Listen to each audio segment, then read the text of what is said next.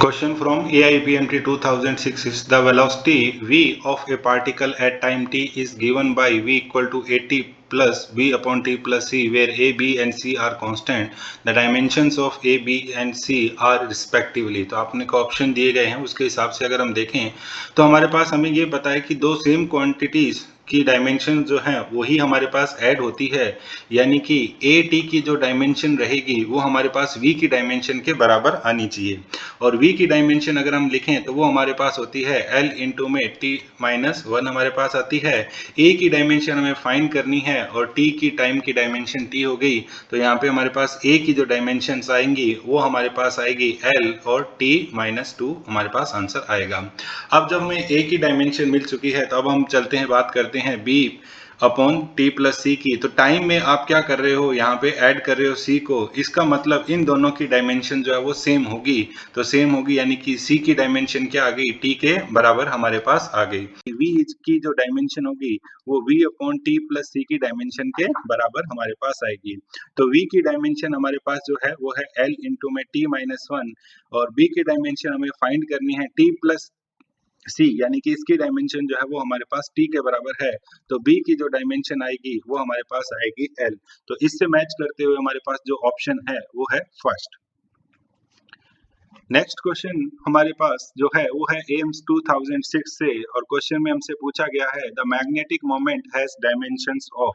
अगर हम magnetic moment की बात करें तो मैग्नेटिक मोमेंट की डायमेंशंस हमारे पास किस तरीके से रहेगी। अगर एन लूप्स का रहता है, ए करंट अगर उसमें एरिया है तो वो हमारे पास आएगा आई इंटू ए के बराबर, और आई का मतलब हमारे पास क्या है, करंट की डायमेंशन एम्पियर होगी, और एरिया मतलब मीटर स्क्वायर, ये हमारे पास यूनिट आ गई, जिसकी डायमेंशन अगर आप लिखोगे तो वो हमारे पास आएगी एम्पियर के लिए ए और एरिया के लिए हमारे पास एल का स्क्वायर, जो करंट गिवन ऑप्शन में मैच होता है हमारे पास सेकंड ऑप्शन से। नेक्स्ट क्वेश्चन हमारे पास जो है वो है AIPMT 2007 से, dimensions of electrical resistance is. Electrical resistance की अगर हम बात करें तो R इज इक्वल टू हमारे पास होता है V अपॉन आई।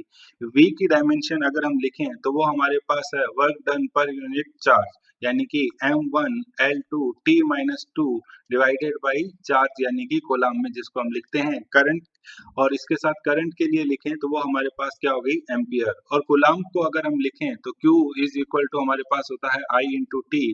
तो सारी डायमेंशन को अगर हम एक साथ लिखें तो M1 L2 T minus to आ गया, और एम्पियर ऊपर जाके पावर माइनस वन हो गया, वन अपॉन सी। सी के लिए अगर हम लिखें तो इसके लिए हमारे पास आ जाएगा A इंटू में T हमारे पास आएगा, और जिसकी पावर भी क्या है माइनस वन है। तो फाइनली जो आंसर आएगा वो आएगा M1 L2 T minus 3 or A minus 2. Next question is from AIPMT 2008. Which of the two following 5 physical parameters have same dimensions? अगर हम सभी के लिए यहाँ पे डायमेंशंस लिखें, सबसे पहले हम एनर्जी डेंसिटी के लिए बात करते हैं, तो एनर्जी की dimension M1 L2 T minus two, और डेंसिटी है तो डिवाइडेड बाई वॉल्यूम मतलब L क्यूब, तो इसकी डायमेंशन हमारे पास आएगी M1 L minus one T minus to आएगी। सेकेंड पार्ट के लिए अगर हम बात करें रिफ्रैक्टिव इंडेक्स, तो that is dimension less quantity, dimension less quantity हमारे पास है। इसके बाद सी के लिए अगर हम बात करें डाइलेक्ट्रिकल कांस्टेंट, तो that is also dimension less quantity.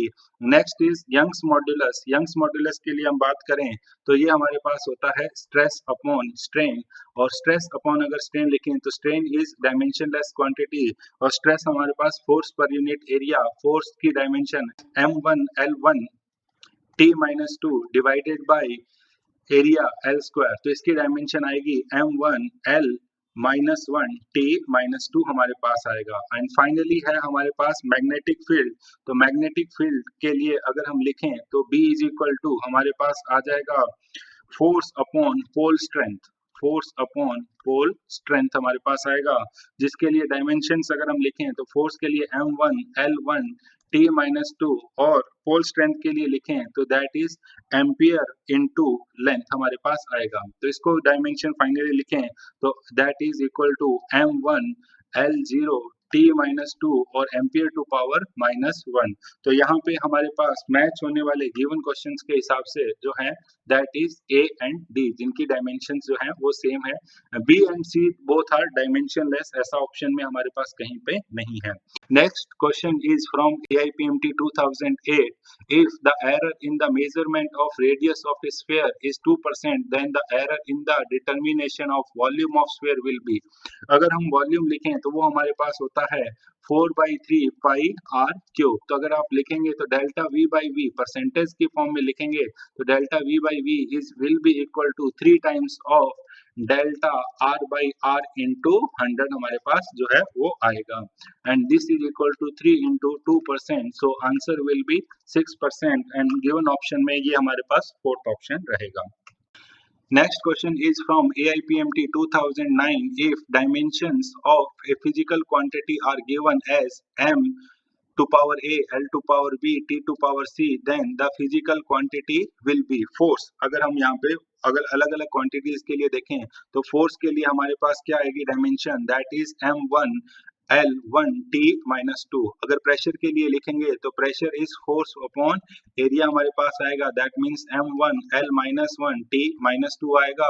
Velocity के लिए अगर हम लिखें तो velocity is distance upon time, यानी कि M0 L1 T minus one हमारे पास आएगा। Acceleration is velocity upon time हमारे पास आएगा, change in velocity upon time, तो ये हमारे पास आएगा M0 L1 T minus two. और गिवन ऑप्शंस के हिसाब से हमारे पास जो मैच होता है that answer is second. Next हमारे पास question is from AIPMT pre 2010. The dimensions of half epsilon naught E square where epsilon naught is permittivity of free space and E is electric field. तो electric field अगर दिया गया है तो this is formula for energy density. अगर हम energy density की बात करें तो हमारे पास कैपेसिटर में फॉर्मूला रहता है that is half epsilon naught E square. Energy density आप लिखोगे तो energy that is m1 L2 T minus to, density के लिए लिखोगे तो L क्यूब आएगा। तो फाइनली जो डायमेंशन मिलेगी that will B m1 L minus one T minus two, और गिवन ऑप्शन के हिसाब से ये हमारे पास थर्ड ऑप्शन से मैच होता है। Next question is from AIPMT Mains 2010. A student measures the distance transversed in free space, free fall of a body initially at rest in a given time. He uses this data to estimate g, the acceleration due to gravity. If the maximum percentage errors in the measurement of the distance and the time are E1 and E2 respectively, then the percentage error in the estimation of g will be. तो यहाँ पे अगर हम देखें तो s is equal to हमारे पास क्या होता है, second equation s is equal to हमारे पास होता है ut plus half a t square, और मोशन जो है वो रेस्ट से स्टार्ट होता है तो this value will be equal to 0। तो a के लिए अगर हम लिखें तो वो हमारे पास आएगा 2s upon T square. Percentage error में जब आपको लिखना हो तो delta a upon a this will be equal to delta s by s into 100 आ जाएगा, पावर 2 है t की तो दिस विल बी 2 इंटू में delta t by T into 100 हमारे पास जो है वो आएगा। तो यहाँ पे वैल्यूज की पुट करेंगे तो डिस्टेंस में जो एरर दिया है दैट इज A1 प्लस हमारे पास आ जाएगा 2A2। तो final answer according to given questions will be first. Next question हमारे पास जो है वो है एम्स 2010 से, dimensions of magnetic permeability is equal to. तो मैग्नेटिक परमेबिलिटी के लिए अगर हम बात करें तो हमारे पास एक फॉर्मूला होता है C is equal to 1 upon mu not epsilon not to power half हमारे पास रहता है। तो हमें यहाँ पे वैल्यू जो निकालनी है वो हमारे पास क्या आएगा, दोनों साइड स्क्वायर करें तो C square is equal to 1 upon mu not epsilon not हमारे पास आएगा। तो म्यू नॉट का जो फॉर्मूला बन गया that is equal to 1 upon epsilon not C square हमारे पास आएगा।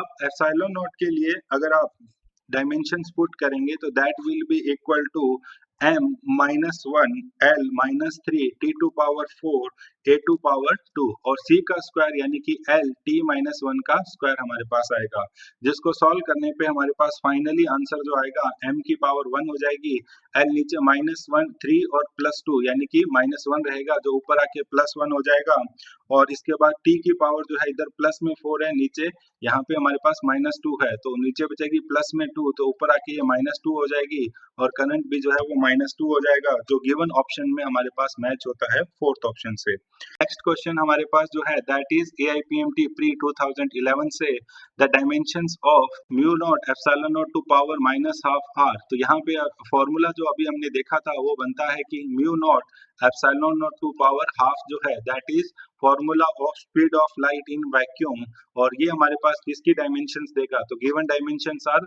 स्पीड की डायमेंशन हमारे पास होती है LT-1, जो गिवन ऑप्शन में हमारे पास मैच होती है थर्ड से। नेक्स्ट क्वेश्चन हमारे पास है AIPMT मेंस 2011 से the density of a material in CGS system is equal to 4 gram per centimeter cube in a system of units in which the unit of length is 10 centimeter and the unit of mass is 100 gram, the value of density of material will be। तो यहाँ पे इस question में अगर हम देखें तो हमारे पास दिया हुआ है density rho is equal to 4 gram per centimetre cube हमें दिया गया है, तो हम चाहें तो इसको ऐसे भी लिख सकते हैं 4 ग्राम टू पावर 1 है और सेंटीमीटर टू पावर जो है वो हमारे पास यहाँ पे -3 है। हमें यूनिट ऐसी चेंज करनी है, यहाँ पे ग्राम की जगह क्या आ जाए 100 ग्राम आ जाए, तो हम इसको लिख सकते हैं 100/100 इंटू ग्राम हमारे पास पावर उसकी 1, और सेंटीमीटर में हमारे पास आएगा 10 सेंटीमीटर अपॉन 10 टू पावर -3।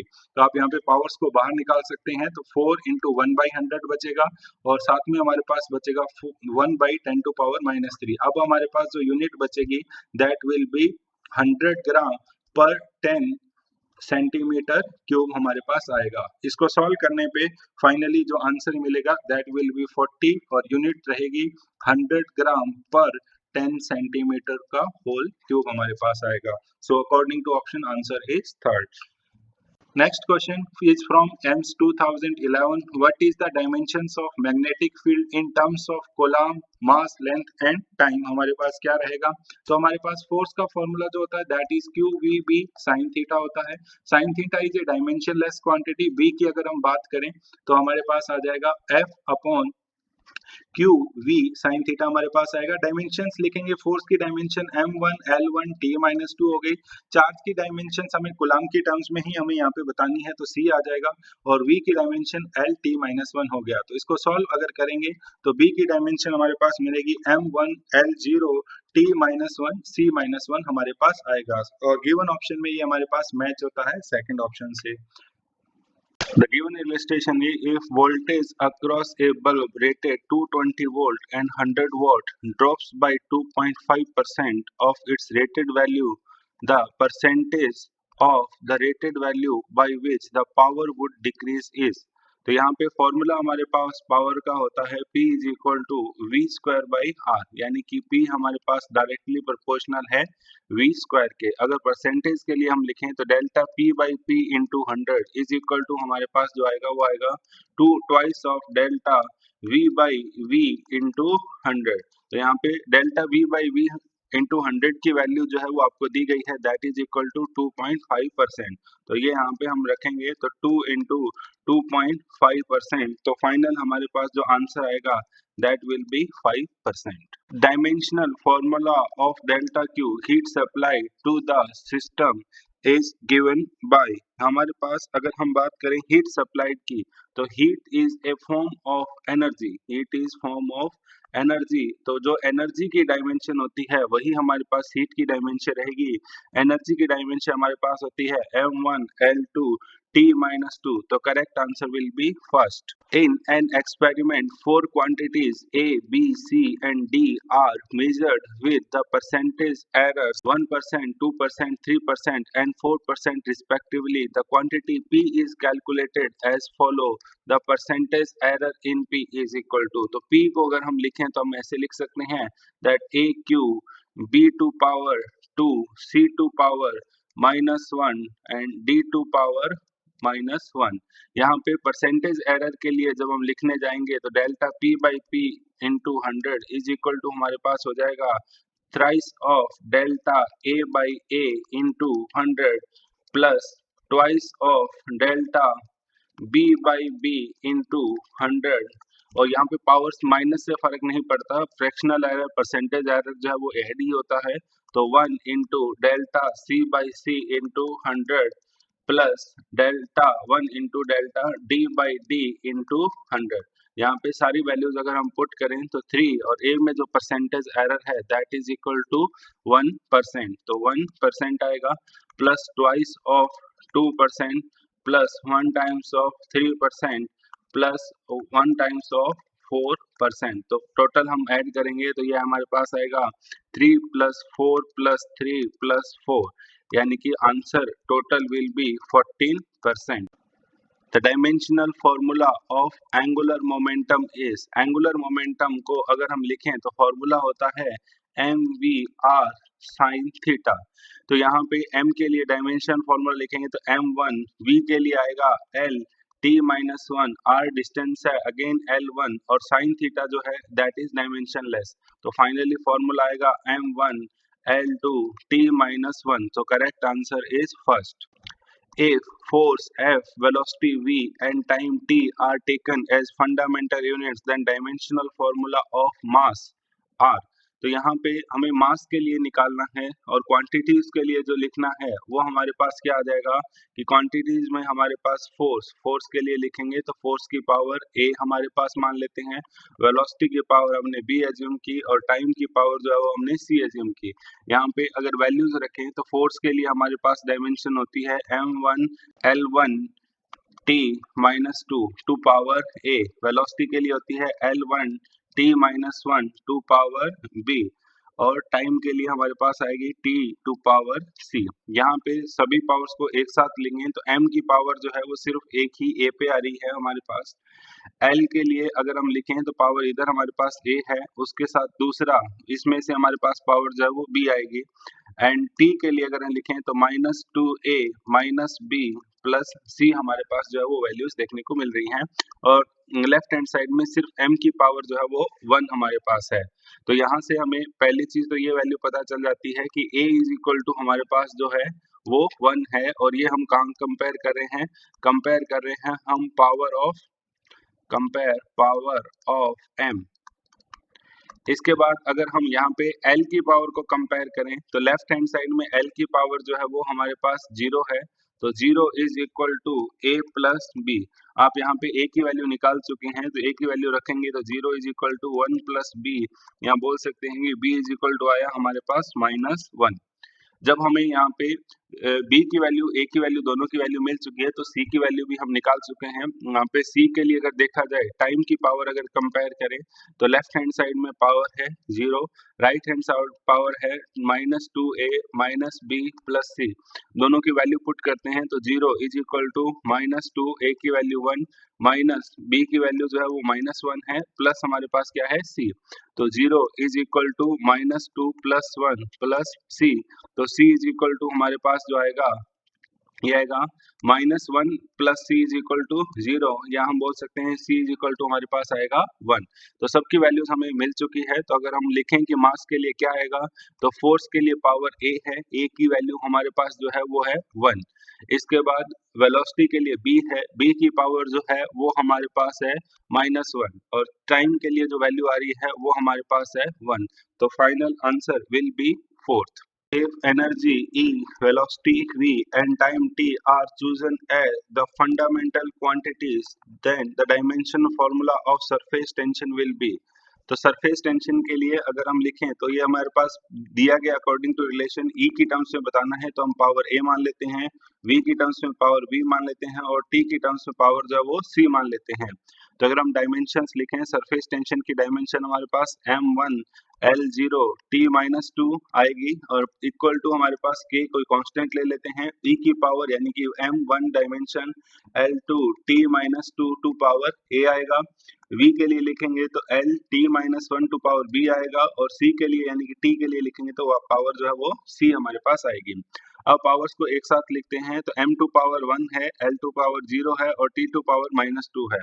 इसी तरीके से राइट हैंड में लिखेंगे तो m की पावर जो हमारे पास आएगी वो रहेगी a और इसके अलावा मास और किसी में नहीं है। L के लिए लिखेंगे तो ये हमारे पास आएगी 2a प्लस b और इसके साथ टी के लिए लिखेंगे तो आएगी हमारे पास -2a माइनस बी प्लस सी के बराबर वैल्यूज आएंगी। अब कंपेयर करते हैं हम m की पावर को कंपेयर करते हैं सबसे पहले। तो m की पावर हमारे पास यहाँ पे 1 है, यहाँ पे a है, तो इससे हमें क्या पता चलता है कि a की वैल्यू जो है वो हमारे पास किसके इक्वल है, 1 के इक्वल है। सेकंड हम कंपैरिजन करते हैं l की पावर के लिए। तो l की पावर लेफ्ट हैंड साइड में 0 है, राइट हैंड साइड में जो है वो 2a प्लस b है। जहाँ पे a की वैल्यू हमें पता चल चुकी है, तो 2 इंटू 1 इन प्लस b हमारे पास आएगा, या यहाँ से b की वैल्यू अगर निकालेंगे तो that will be equal to -2। जैसे ही b की वैल्यू हमें पता चल जाती है, लास्ट में हम कंपेयर करेंगे पावर ऑफ टाइम। तो यहाँ पे -2 है और यहाँ पे हमारे पास पावर जो है वो है -2a minus b plus c is equal to -2।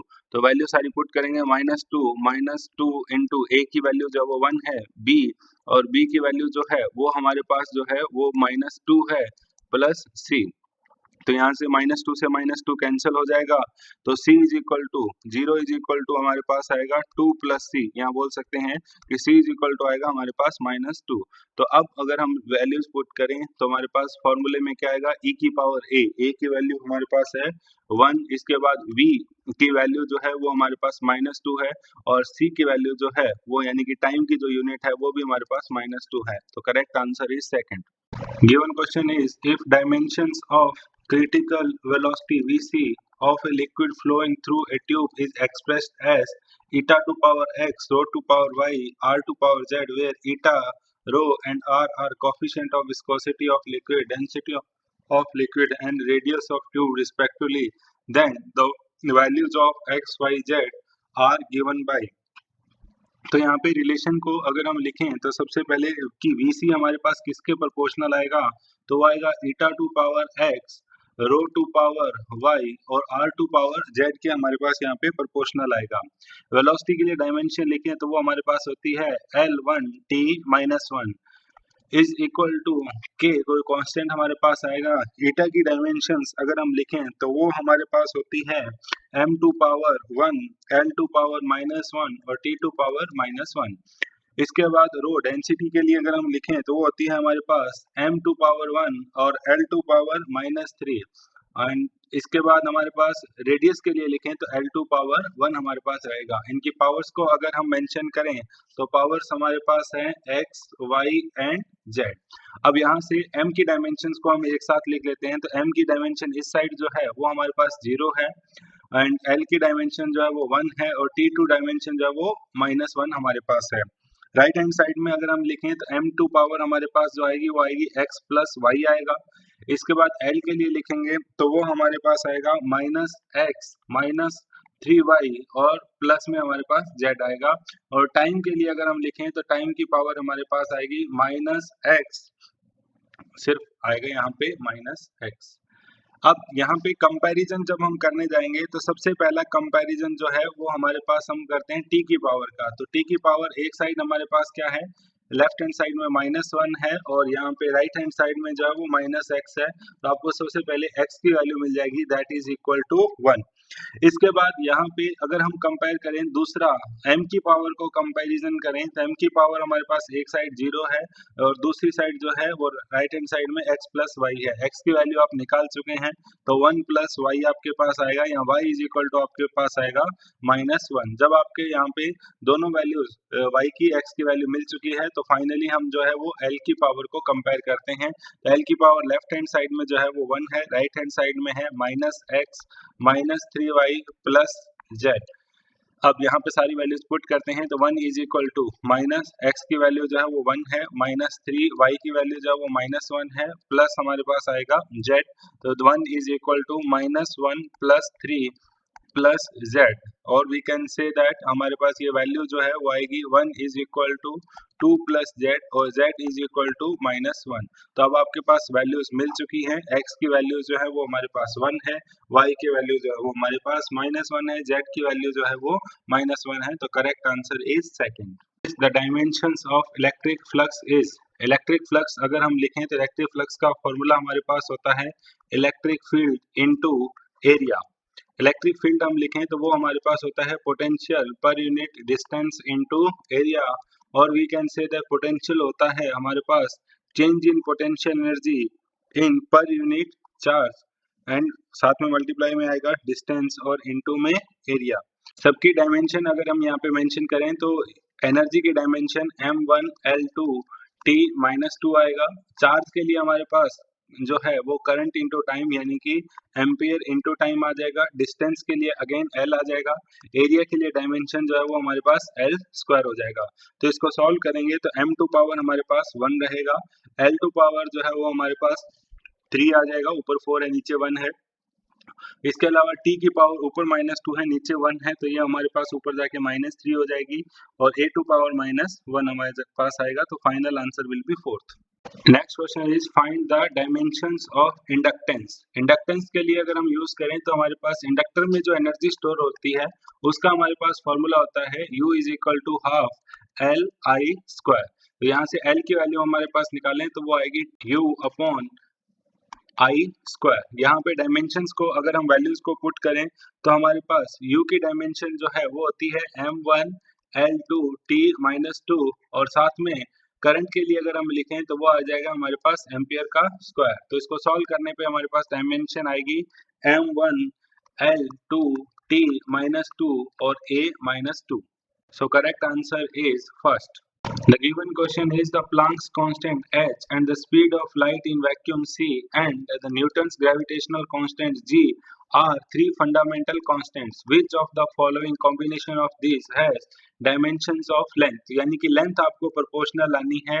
एक प्लैंक्स कांस्टेंट है हमारे पास, दूसरा स्पीड ऑफ लाइट है, तीसरा ग्रेविटेशनल कांस्टेंट हमारे पास है। इनकी पावर हम एज्यूम कर लेते हैं कि हमारे पास x, y और z है।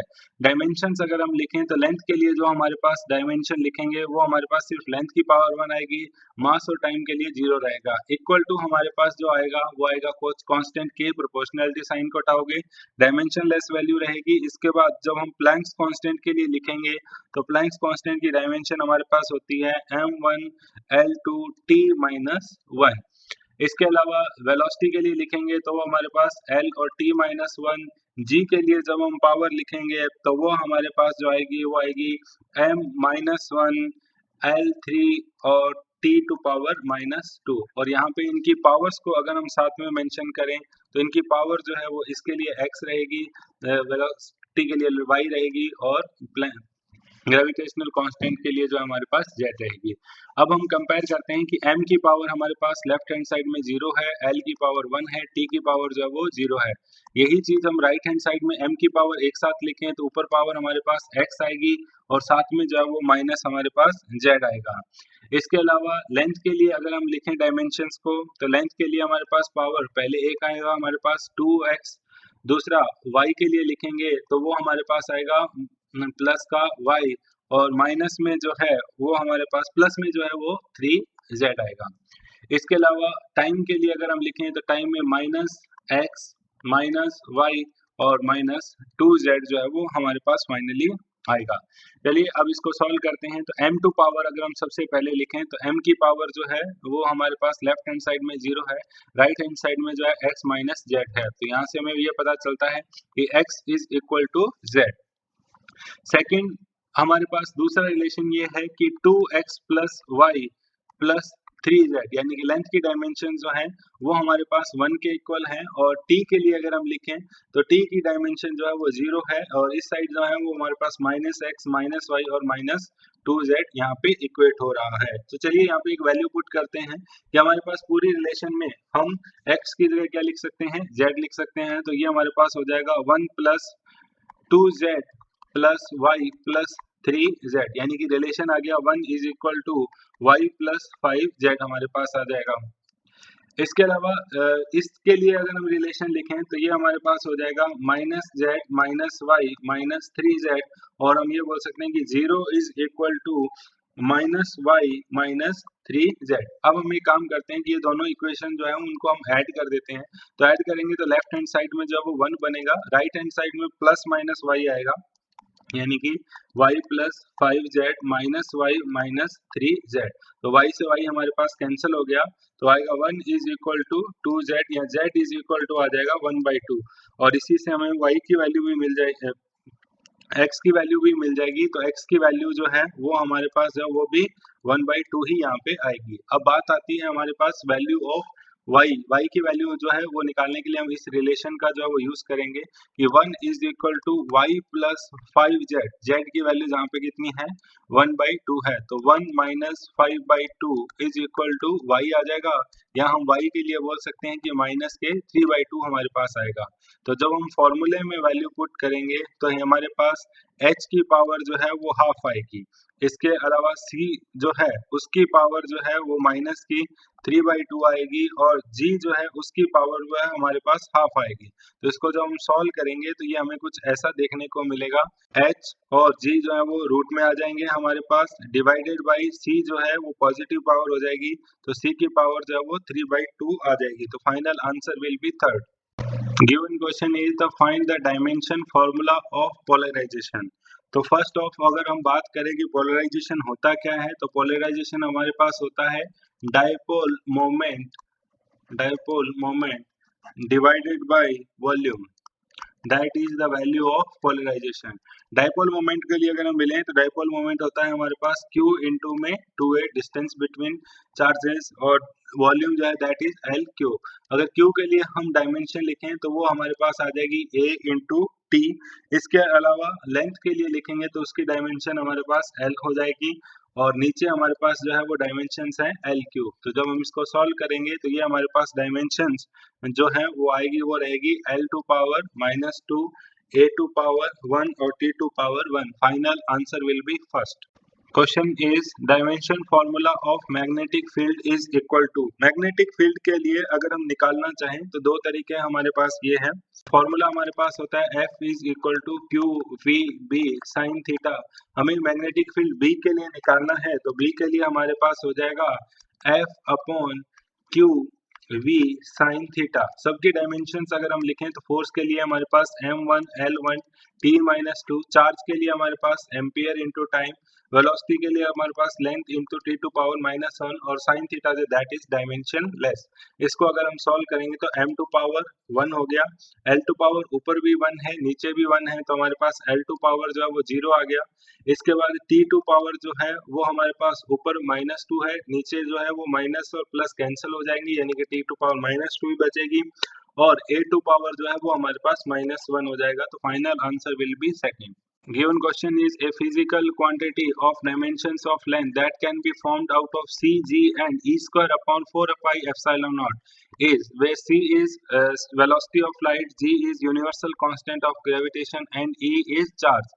तो यहाँ पे रिलेशंस को यूज करें तो L जो है वो हमारे पास बना है एक C से मिलके जिसकी पावर हम मान लेते हैं x, इसके बाद G जिसकी पावर हम मान लेते हैं y, और जो बची हुई क्वांटिटी है हमारे पास E square upon 4 pi epsilon naught, और इसकी पावर हम एज्यूम कर लेते हैं z। सबसे पहले की अगर हम बात करें कि ये वाली टर्म जो है E square upon 4 pi epsilon naught, तो ये हमारे पास आती कहाँ से है, तो अगर हम फोर्स का फॉर्मूला लिखें तो फोर्स इज इक्वल टू होता है K Q square upon R square. तो basically force into R square that is equal to K मतलब 1/4 पाई एप्सिलॉन नॉट और क्यू मतलब ई स्क्वायर, तो यानी कि force into R square that will be dimension of this quantity. चलिए हम अब डायमेंशंस लिखते हैं, तो m 0 है, l 1 है और t जो है वो 0 है, वो इक्वल है हमारे पास k कुछ कांस्टेंट c यानी कि l और t -1 की पावर x।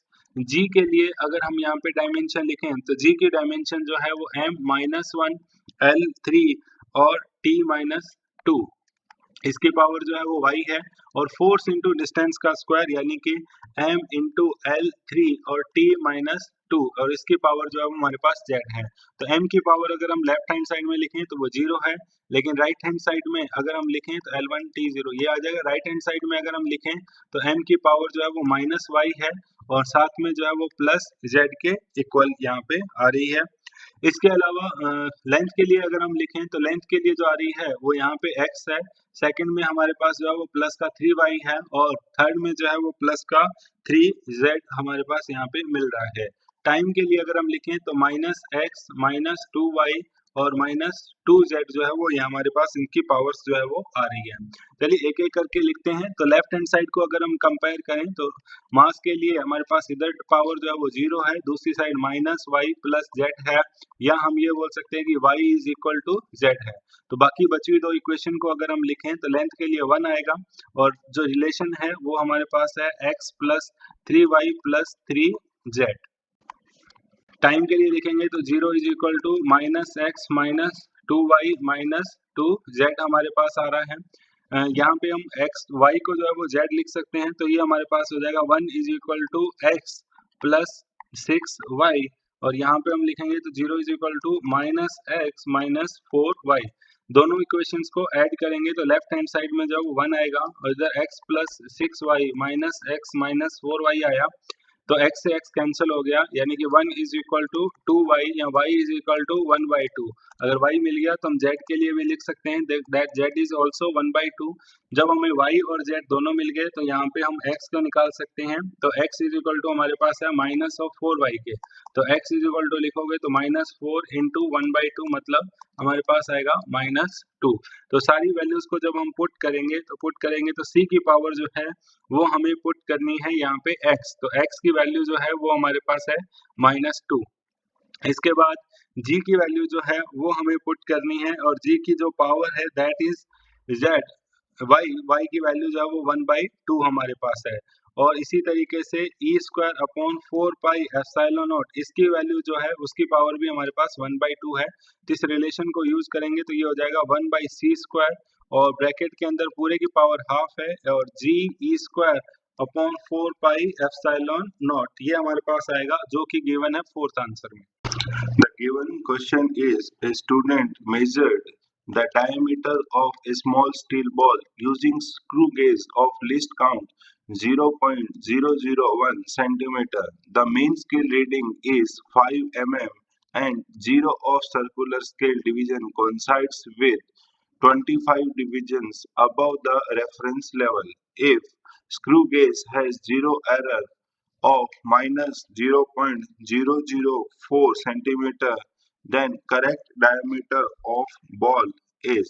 तो यहाँ पे अगर हम बात करें किसी के लिए एक्चुअल या ट्रू रीडिंग जो हमारे पास रहती है उसका फॉर्मूला क्या रहता है, तो ये उसका फॉर्मूला होता है main scale reading plus least count into screw gauge reading minus 0 error. तो यहाँ पे वैल्यू रखेंगे तो सबसे पहले मेन स्केल की रीडिंग जो है वो हमारे पास है 5 mm। लिस्ट काउंट जो हमें दिया गया है यहाँ पे लिस्ट काउंट के लिए अगर हम बात करें तो वो दिया है 0.001। स्क्रू गेज की रीडिंग जो है दैट इज 25 माइनस 0 एरर जो है दैट इज -0.04 सेंटीमीटर। तो यहाँ पे सारी वैल्यूज को अगर हम सेंटीमीटर में चेंज करते हैं तो ये हमारे पास 0.5 सेंटीमीटर हो गया, 0.500। यहाँ पे इसको अगर हम चेंज करते हैं तो ये हमारे पास आएगा 0.025 सेंटीमीटर, प्लस इसको अगर हम करेंगे तो ये आएगा 0.04। इन सबको ऐड करने पे फाइनली जो हमें क्वांटिटी मिलती है दैट इज 0.529, और सारी टर्म्स जो है वो सेंटीमीटर में है। In an experiment the percentage of error occurred in A measurement of a physical quantities A, B, C and D are 1%, 2%, 3% and 4% respectively, then the maximum percentage of error in the measurement of x। तो अगर हम x को लिखें तो x हमारे पास दिया है a⁻2 b⁻½ यहाँ पे c को ऊपर ले जाके लिखें तो पावर विल बी -1/3, और d⁻, जो है वो हमारे पास आएगा 3। तो परसेंटेज एरर के हिसाब से लिखें तो हमारे पास आ जाएगा delta x/x × 100 is equal to twice of delta a/a × 100 plus half of delta b/b × 100 plus 1/3 of delta c/c × 100 plus thrice of delta d/d × 100। अब ये सारी वैल्यूज हम पुट करेंगे तो यहाँ पे आएगा 2। ए में जो परसेंटेज एरर है दैट इज 1%, तो लिखेंगे 1%। प्लस हाफ ऑफ बी का परसेंटेज एरर, बी का परसेंटेज एरर है 2%, तो आएगा 2%, 1/3 सी का जो है that is 3% into 3% plus 3 into D का जो परसेंटेज एरर है वो हमारे पास है 4%, तो टोटल हमारे पास आएगा 2% प्लस 1% प्लस 1% प्लस 12%, तो फाइनल आंसर जो हमारे पास आएगा that will B 16%। Given question is the unit of thermal conductivity is, अगर हम थर्मल कंडक्टिविटी के लिए फॉर्मूला लिखें तो हमारे पास फॉर्मूला होता है delta Q by delta T is equal to K A delta T upon L. Units अगर पुट करें तो एनर्जी के लिए हमारे पास जूल, टाइम के लिए जो है वो हमारे पास सेकंड हो गया, के लिए हमें यूनिट निकालनी है, एरिया के लिए मीटर स्क्वायर, टेम्परेचर के लिए जो है वो हमारे पास केल्विन और लेंथ के लिए जो है वो हमारे पास अगेन मीटर, तो जूल पर सेकंड हमारे पास जो है वो हो जाएगा वॉट, मल्टीप्लाई ऊपर मीटर स्क्वायर है नीचे मीटर है तो यहाँ पे डिवाइडेड बाई आएगा मीटर और केल्विन, तो के की हमारे पास जो यूनिट आई वो आएगी what per metre per kelvin that is fourth. The main scale reading of a vernier calipers has n divisions per centimeter. N divisions of vernier scale coincides with n-1 divisions of main scale. The least count of vernier caliper is. तो यहाँ पे least count अगर हम calculate करना चाहते हैं तो उसके लिए सबसे पहले हमें दोनों को इक्वेट करना होगा कि n of vernier scale division is equal to n-1 of main scale division यहाँ पे हमें मिल रहा है, तो यहाँ से वर्नियर स्केल डिवीजन की जो वैल्यू आती है वो आती है 1/1/n of main scale division हमारे पास आएगा। अब लीस्ट काउंट अगर हमें कैलकुलेट करना रहता है तो उसका फॉर्मूला होता है 1 main scale division minus 1 vernier scale division. Values put करें तो 1 मेन स्केल डिवीजन और वर्नियर स्केल डिवीजन की वैल्यू हमारे पास है 1-1/n into main scale division, तो यहाँ से हमारे पास जो है वो अगर मल्टीप्लाई करें तो 1 MSD minus 1 MSD plus 1/n MSD हमारे पास आएगा, तो answer will B 1/n MSD, ये हमारे पास आंसर आया। अब हमें MSD की बात करें तो MSD में हमें क्या बोला है n डिविजन्स पर सेंटीमीटर, यानी कि n डिविजन्स हैं वो 1 सेंटीमीटर के हमारे पास है, तो एक डिवीजन हमारे पास कितने का हुआ दैट इज 1/n सेंटीमीटर, तो ये हमारे पास जो है वो MSD की वैल्यू हो गई, तो 1/n इंटू 1/n सेंटीमीटर, तो फाइनल हमारे पास जो आंसर आता है वो आएगा 1/n square centimetre. Given illustration is the pairs having same dimensional formula, तो यहाँ पे अगर हम डायमेंशन से चेक करें तो सबसे पहले अगर हम बात करें कि एंगुलर मोमेंटम की डायमेंशन क्या होती है, तो एंगुलर मोमेंटम की डायमेंशन होती है m1 l2 और t-1। नेक्स्ट आता है हमारे पास टॉर्क, तो वो होता है rate of change of angular momentum, यानी कि टाइम से और डिवाइड हो जाएगा तो हो जाएगा m1 L2 और t-2 हमारे पास आएगा, तो टॉर्क की डायमेंशन हम सेकंड वाले में लिख चुके हैं, तो m1 L2 और t-2 आएगा। वर्क के लिए बात करें तो एनर्जी की फॉर्म यानी कि m1 L2 और t-2, तो देखा जाए तो यहाँ पे हमारे पास आंसर आ चुका है, तो सेकंड हमारे पास आंसर रहेगा। फिर भी एक बार अगर हम चेक करें कि प्लैंक्स कांस्टेंट की हमारे पास डायमेंशन क्या होती है, तो वो डायमेंशन हमारे पास होती है m1 L2 t-1 हमारे पास आती है। और इसके अलावा दूसरा अगर हम लिखें कि बोल्ट्जमैन कांस्टेंट की डायमेंशन क्या होती है, तो वो होती है m1 L2 t-2 और k-1 हमारे पास रहती है। इसके बाद अगर हम बात करें कि यूनिवर्सल गैस कांस्टेंट जो है उसकी डायमेंशन हमारे पास क्या आती है, तो उसकी डायमेंशन हमारे पास रहती है m1 L2 t-2 k-1 and मोल-1 हमारे पास आती है। एंड प्रेशर के लिए लिखें तो फोर्स पर यूनिट एरिया हो गया हमारे पास m1 L-1 और t-2 जो है वो हमारे पास प्रेशर की डायमेंशंस रहती है। तो इस तरीके से आप सभी के हिसाब से चेक कर सकते हैं। The correct answer is second. Question from AIEEE 2003 is the physical quantities not having same dimensions are, तो फर्स्ट ऑफ हमें दिया गया है मोमेंटम, तो मोमेंटम हमारे पास kg मीटर पर सेकंड यानी कि m1 l1 t -1 होती है हमारे पास। प्लैंक्स कांस्टेंट की डायमेंशन लिखें तो वो हमारे पास आ जाता है m1 l2 t -1 हमारे पास आएगा। तो इन दोनों की डायमेंशन मैच नहीं होती है, सो this is the correct answer. Stress और यंग्स मॉड्यूलस की डायमेंशन हमारे पास सेम होती है, क्योंकि यंग्स मॉड्यूलस होता है स्ट्रेस अपॉन स्ट्रेन और स्ट्रेन की कोई डायमेंशन हमारे पास नहीं होती है। स्पीड और ये हमारे पास फॉर्मूला होता है लाइट की स्पीड का। टॉर्क एंड वर्क ये हमारे पास दोनों की dimension, torque force into distance होता है, वर्क भी हमारे पास फोर्स इनटू डिस्टेंस होता है, लेकिन डायमेंशन जो है वो उनकी सेम हमारे पास होती है, यूनिट्स अलग अलग रहती हैं। The next question from AIEEE 2003 is the dimensions of 1 upon mu naught epsilon naught where symbols have their usual meaning। तो यहाँ पे ये फॉर्मूला जो होता है वो होता है वेलोसिटी ऑफ लाइट। अगर हम बात करें c, जो उसको म्यू और c की टर्म्स में लिखें तो वो फॉर्मूला होता है हमारे पास 1 upon mu not epsilon naught का रूट हमारे पास आता है, तो स्क्वायर करेंगे तो c square is equal to 1 upon mu naught and epsilon naught आया। c इज वेलोसिटी, वेलोसिटी की डायमेंशन हमारे पास l1 और t-1 रहती है, और इसका स्क्वायर करेंगे तो answer will B l2 t-2 हमारे पास आएगा। The question from AIEEE 2004 is which one of the following represents the correct dimensions of the coefficient of viscosity। coefficient of viscosity की जो dimensions हमारे पास होती है वो होती है m1 l-1 t-1। Of the following pair which does not have identical dimension। This is question from AIEEE 2005।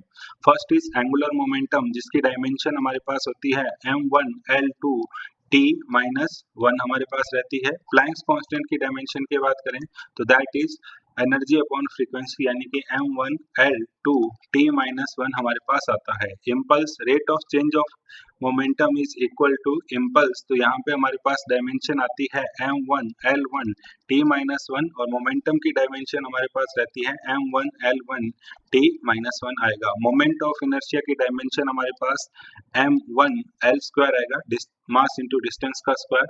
Moment of force that is torque जिसकी डायमेंशन हमारे पास m1 l2 t-2 जो है वो रहती है। तो हमारे पास correct answer will be third. इसके आगे फोर्थ ऑप्शन की भी बात करें तो वर्क की डायमेंशन हमारे पास m1 l2 t-2 होती है और टॉर्क की डायमेंशन हमारे पास m1 l2 t-2 जो है वो होगी। तो सभी में जो है वो हमारे पास मैच हो रही है except this one. The question from AIEEE 2006 is which of the following units denotes the dimension of ml square upon q square where q denotes the electrical charge। तो अगर हम यहाँ पे सबसे पहले इसकी डायमेंशन लिखें तो वो हमारे पास होगी m1 l2 और यहाँ पे चार्ज है तो चार्ज एम्पियर इंटू टाइम हो गया यानी कि a-2 और t-2 जो है वो हमारे पास आएगा। इसके बाद हेनरी पर मीटर स्क्वायर की अगर हम डायमेंशन लिखें तो वो हमारे पास जो होती है हेनरी की जो डायमेंशंस होती हैं they are m1 l2 t-2 और a-2 हमारे पास आएगा। तो यही हमारे पास वैसे एक तरीके से आंसर है, लेकिन हेनरी पर मीटर स्क्वायर की अगर आप डायमेंशंस देखोगे तो इसकी डायमेंशन हमारे पास आएगी m1 l0 t-2 और a-2 आएगा। नेक्स्ट हमारे पास जो डायमेंशन आएगी वो वेबर की अगर हम लिखें तो वेबर की डायमेंशन हमारे पास रहती है m1 l2 t-2 और a-1 और वेबर पर मीटर स्क्वायर लिखेंगे तो उसकी dimension m1 l0 t-2 a-1 जो है वो हमारे पास आएगी। The correct answer is fourth. Question from AIEEE 2008 is a body of mass m 3.513 kg is moving along the x-axis with the speed of 5 meter per second. The magnitude of its momentum is recorded as। तो हमारे पास momentum का जो formula होता है magnitude का that is m into v। Given mass is 3.513 and velocity is 5.00। तो यहाँ पे जब हम दोनों को मल्टीप्लाई करेंगे तो हमारे पास वैल्यू जो आएगी that will be 7.565 kg metre per second हमारे पास वैल्यू आएगी। लेकिन अगर आप देखें तो यहाँ पे हमें सिग्निफिकेंट यूनिट्स को अगर हम देखें तो यहाँ पे सिग्निफिकेंट यूनिट्स जो हैं वो हमारे पास 3 ही है, तो 3 सिग्निफिकेंट यूनिट्स के लिए हम इसको राउंड ऑफ करेंगे तो ये वैल्यू हमारे पास हो जाएगी 17.6 kg मीटर पर second. The question from AIEEE 2008 is the dimensions of magnetic field in terms of mass, length, time and coulomb is given as। अगर हम फॉर्मूला लिखें तो फोर्स का फॉर्मूला हमारे पास जो होता है दैट इज QVB। तो यहाँ पे B की डायमेंशन हमारे पास बतानी है, so this will B F upon QV आएगा। अगर F की डायमेंशन लिखें तो M1 L1 T माइनस 2 हमारे पास होती है, डिवाइडेड बाई Q के लिए डायमेंशन C हो गई और वेलोसिटी के लिए लेंथ इंटू में T माइनस 1 हमारे पास आएगा, जिसको सॉल्व करने पे हमारे पास जो आंसर रहेगा वो रहेगा सेकंड, यानी कि M1 L की 0 होगी, T माइनस 1 और C माइनस 1 हमारे पास फाइनल आंसर रहेगा।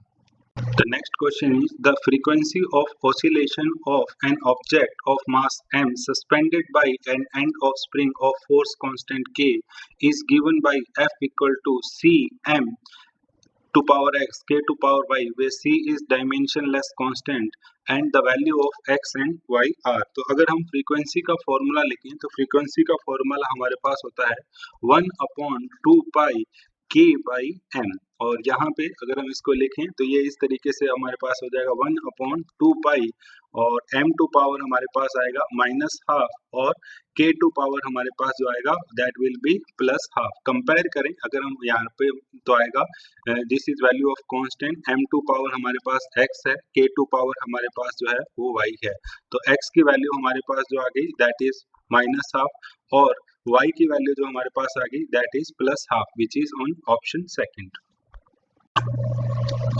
The question from IIT 1997 is the dimensions of electrical conductivity is।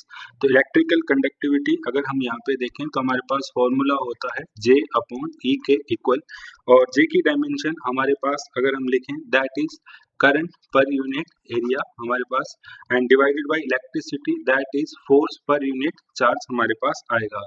So after solving this will be I upon A and force के लिए अगर हम करंट के लिए लिखें that will be I into में T हमारे पास आएगा, या इसको आगे सॉल्व करें सो this is I square into में T divided by force into area. सारी डायमेंशन अगर हम पुट करें तो करंट की डायमेंशन हमारे पास A स्क्वायर हो गया, टाइम टू पावर हमारे पास पावर 1 हो गया, फोर्स के लिए लिखें तो M1 L1 T माइनस 2 हमारे पास आएगा और एरिया के लिए अगर हम लिखें तो that will be L square. तो यहाँ पे इसको जब हम सॉल्व करेंगे so this one will be equal to M minus 1 L minus 3 T to power 3 और A to power 2 which is correct in option number 1।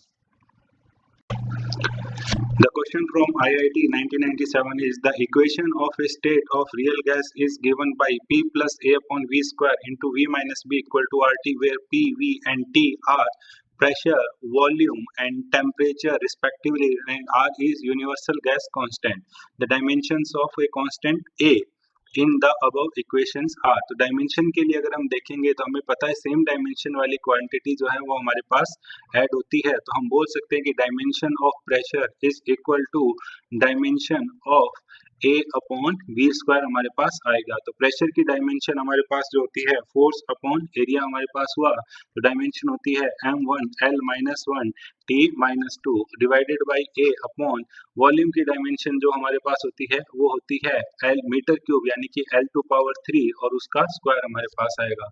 तो dimension of A will be M1 L5 T minus 2 which is correct in option first.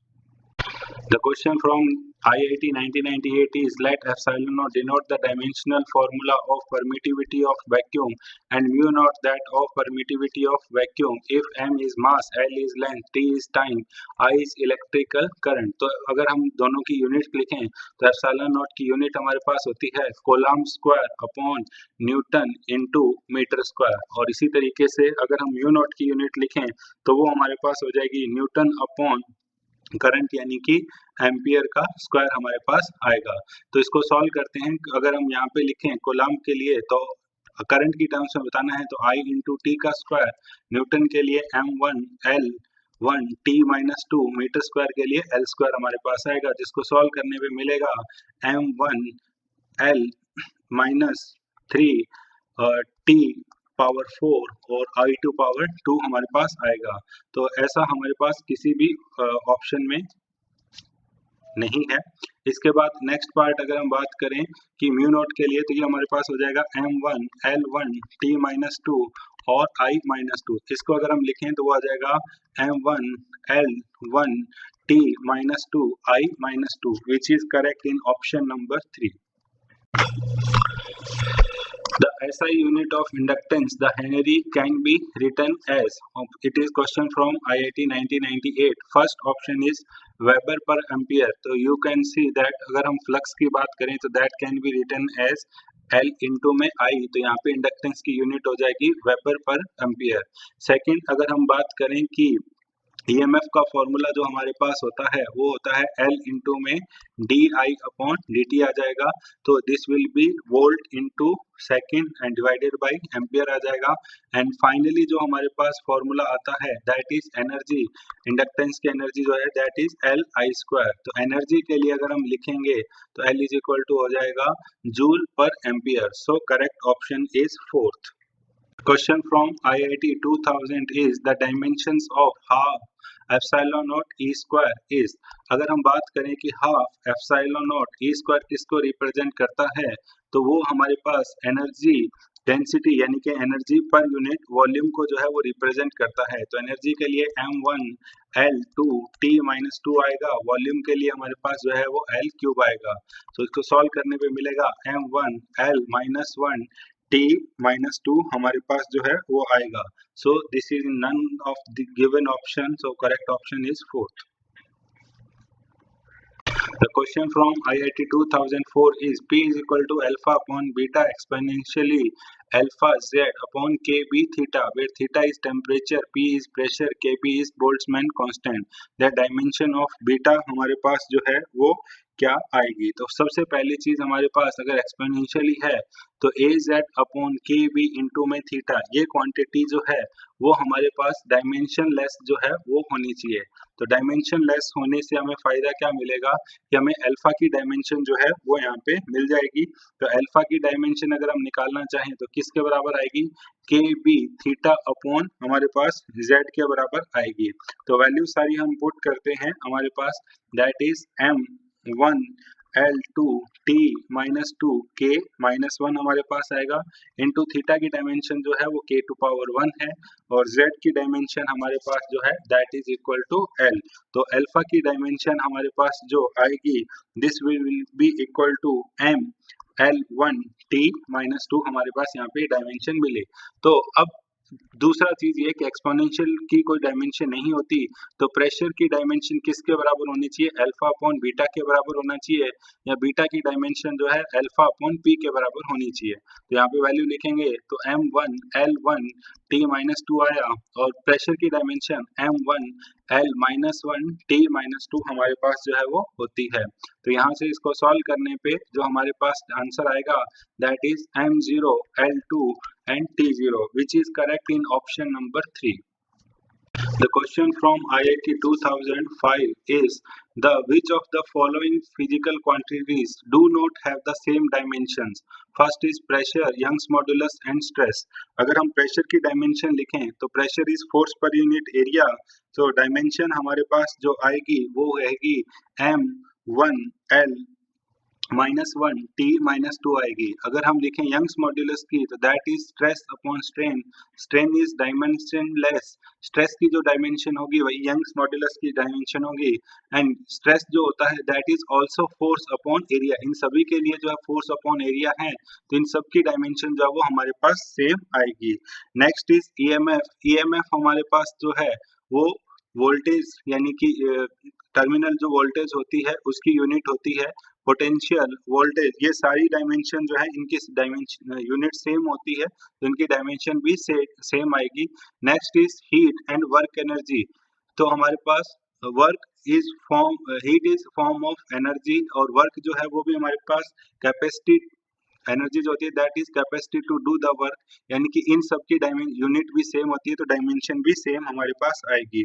Next आता है electrical dipole, अगर हम उसके लिए लिखें तो Q इंटू 2L होता है, जिसकी डायमेंशन अगर आप लिखोगे तो ampere into time that is for Q and length के। Next is electric field, electric field के हमारे पास होता है कि E इज इक्वल टू होता है force per unit charge, force के लिए हमारे पास M1 L1 T-2 और चार्ज के लिए कोलम यानी कि एम्पियर इंटू टाइम हमारे पास आएगा, तो इसकी डायमेंशन बनेगी M1 L1 T-3 और A-1, तो यहाँ पे इनकी डायमेंशंस मैच नहीं हो रही है। और फाइनली फ्लक्स के लिए भी लिख लेते हैं, तो flux is electric field into A आएगा, तो इलेक्ट्रिक फील्ड की आपने लिखी M1 L1 T-3 into A-1, area के लिए लिखोगे तो L² जो है वो और आ जाएगा, तो नई डायमेंशन आएगी M1 L3 T-3 और A-1। So correct option is fourth, जहाँ पे किसी की भी डायमेंशन जो है वो मैच नहीं होती है।